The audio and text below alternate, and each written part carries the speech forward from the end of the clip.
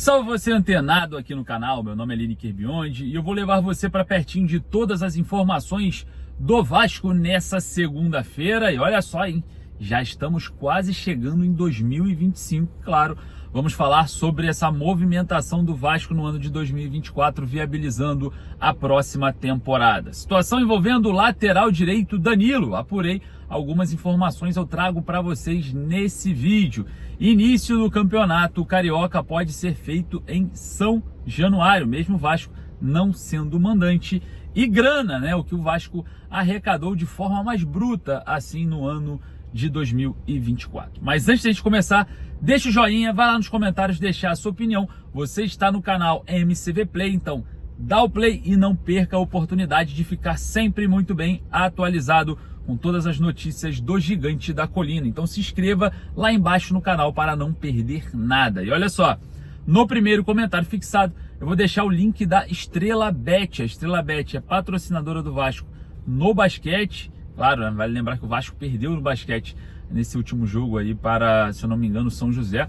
Mas o Gigante da Colina ainda está de pé na competição. E a Estrela Bet patrocina o Vasco também no futsal. Eu vou deixar o link ali, ó, no primeiro comentário fixado. Você clica ali, faça seu cadastro, faça seu primeiro depósito e ganha até R$500 de bônus exclusivo para você que é vascaíno. Então, através do link ali embaixo, você concorre aí, ó, a R$500 de bônus no seu primeiro depósito, beleza? Vou deixar ali, não perca essa oportunidade. Dá o play, bora pro vídeo.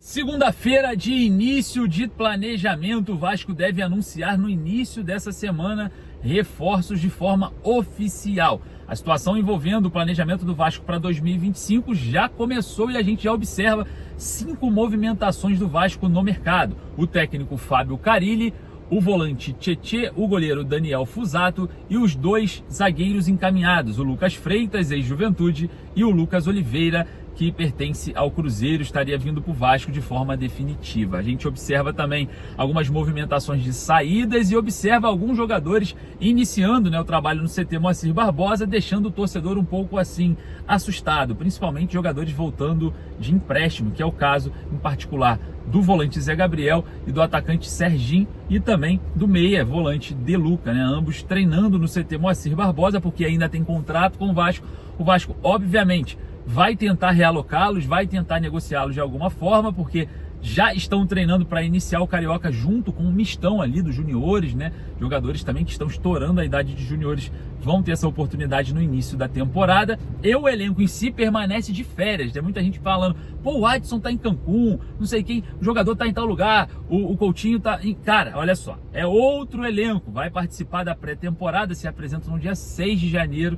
Então, esses demais que estão atualmente no CT Moacir Barbosa vão começar o Carioca, né? Início do Carioca, que o Vasco pode já enfrentar o Nova Iguaçu em São Januário. Existe essa possibilidade dessa partida de início, mesmo o Vasco não sendo mandante, o Cruz Maltino jogar no Caldeirão de São Januário no próximo dia 11 de janeiro. Lembrando que as 11 primeiras rodadas o Vasco pega o Nova Iguaçu fora de casa, podendo jogar em São Januário, depois volta aos seus domínios para enfrentar o Bangu, depois fora de casa enfrenta o Boa Vista no dia 18 de janeiro, no dia 22 enfrenta o Madureira em casa, depois em casa também enfrenta a Portuguesa, depois sai para enfrentar o Maricá no dia 29 de janeiro e já em fevereiro enfrenta o Volta Redonda também em casa. Aí entra a saga dos clássicos, as últimas 4 rodadas. O Vasco pega o Fluminense em casa, o Sampaio Corrêa fora, o Flamengo fora e o Botafogo fechando em casa as 11 primeiras rodadas no Campeonato Carioca. Com isso, o Vasco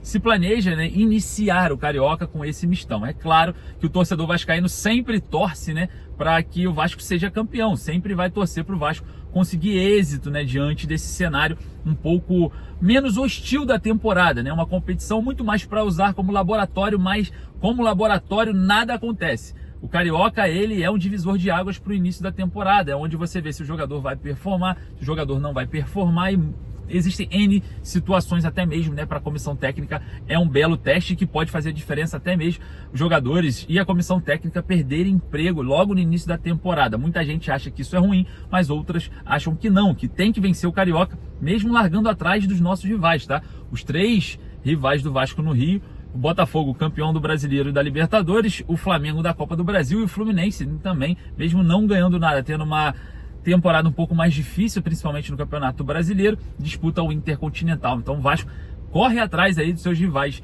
para, quem sabe, conquistar o estadual de 2025. É difícil? É, porque os nossos rivais estão aí com um pé, né, para disputar o Intercontinental, aí acabam largando na frente do Vasco, principalmente no planejamento, e também vira um imã para reforços, né? Quem não quer disputar o Intercontinental? Bom, situação envolvendo o Campeonato Carioca, o planejamento de 2025. A gente vem aqui agora trazer números, né, do planejamento de 2024. O que eu quero trazer aqui para vocês? As premiações do Vasco nas competições no qual o Vasco teve êxito até certo ponto. E, claro, trazer para vocês a importância, né, de avançar nas fases da Copa e aquele papo que a gente sempre bate a respeito lá do Corinthians, né, que comprou a sua vaga na Libertadores. Eu vou trazer aqui para vocês os números e a gente vai falar bastante sobre isso. Bom, receitas do Vasco em 2004, contando, né, o Brasileirão e a Copa do Brasil. Lembrando que o Carioca não tem premiação, né, premiação bem simbólica ali, não é muito atrativo ali. Enfim, vamos trazer para vocês aqui, ó. O Vasco arrecadou de forma bruta, tá? 79.860.781,03 centavos. Essa é a renda do Vasco total, juntando Brasileirão e Copa do Brasil. De premiação, hein? O Vasco arrecadou 49.290.000 reais. De bilheteria, olha só, hein?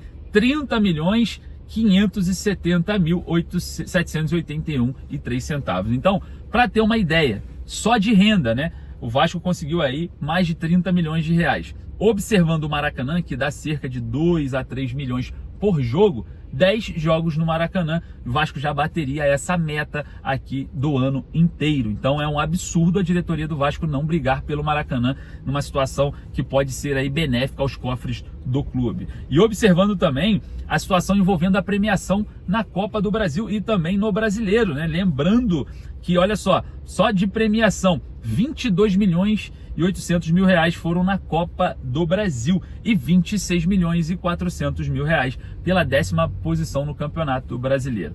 Quando a gente fala que o Corinthians comprou a vaga na Libertadores, é porque o Corinthians se arriscou na janela do meio do ano, acabou se classificando para a Libertadores da América, avançando numa premiação mais alta no Campeonato Brasileiro e, com as premiações, vai pagar a última janela de transferências. Então é basicamente um financiamento que o Corinthians fez se arriscando na última janela. A gente sempre fala sobre isso daqui, é sempre um pouco polêmico, mas é algo real, é fato o que aconteceu e acaba beneficiando, né, o Corinthians. Muita gente fala sobre responsabilidade, muita gente fala sobre cuidado financeiramente, mas existe também um cuidado com o torcedor, né? A dívida com o torcedor hoje no Vasco é muito maior do que qualquer dívida do clube com outras instituições ou com empréstimos, empresários e muito mais. Eu queria saber a sua opinião, vai lá nos comentários. Bom, queria falar aqui sobre o lateral direito, né, Danilo, da Juventus, jogador que está de saída, né, do futebol italiano. A gente observou um pouco a situação do atleta e procuramos saber acerca dessa situação. Bom, a situação do Danilo é a seguinte: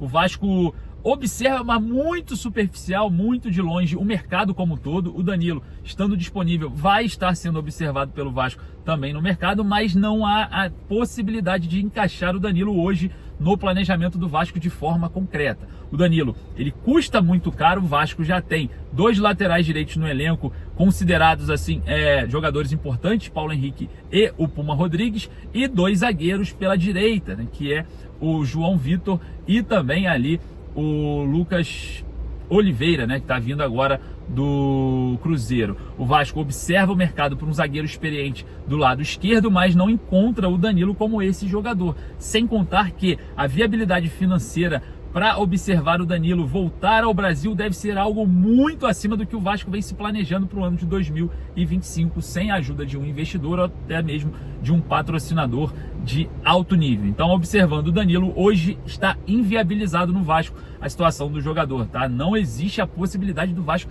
avançar numa negociação tão forte, com os valores tão altos, como uma possível vinda do Danilo ao Vasco. Mas o futebol é volátil, pode ser que aconteça uma reviravolta, a gente vai observando aí, né, de perto toda essa movimentação.